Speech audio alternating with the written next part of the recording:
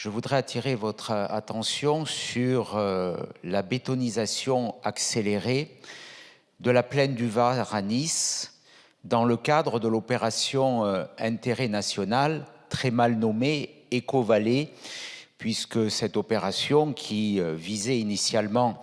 à mettre de la cohérence dans un espace naturel sensible, dans les dernières terres agricoles de la ville de Nice, s'est vue transformée de façon extrêmement négative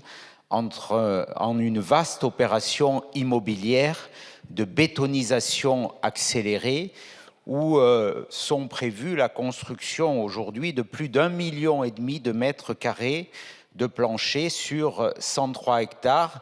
Et j'en veux pour preuve une résidence ancienne qui est située dans cet espace, qui va être enserrée dans des tours, sans plus un espace de soleil. C'est la résidence Kairos.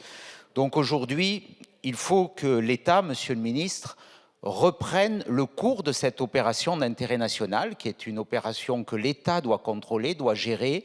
qu'il a totalement délégué sans aucun contrôle au maire de Nice, qui s'est lancé dans une opération frénétique d'urbanisation sans cohérence, avec peu d'espace partagé, peu de commerce, peu d'activités économiques. Et puis, naturellement, ce qui s'est passé à Valence nous alerte. Nous sommes dans le lit majeur du fleuve Var,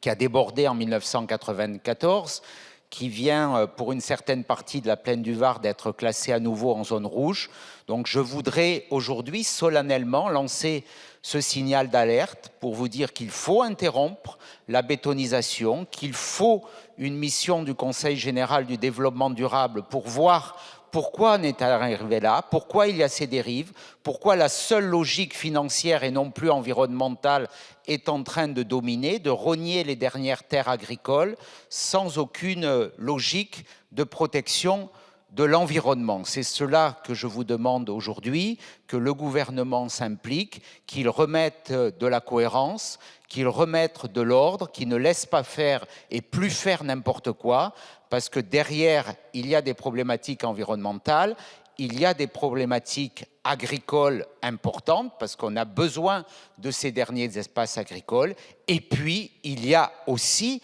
des problématiques sécuritaires, et la catastrophe de Valence doit aussi nous alerter sur cette situation dans une zone qui naturellement est à risque.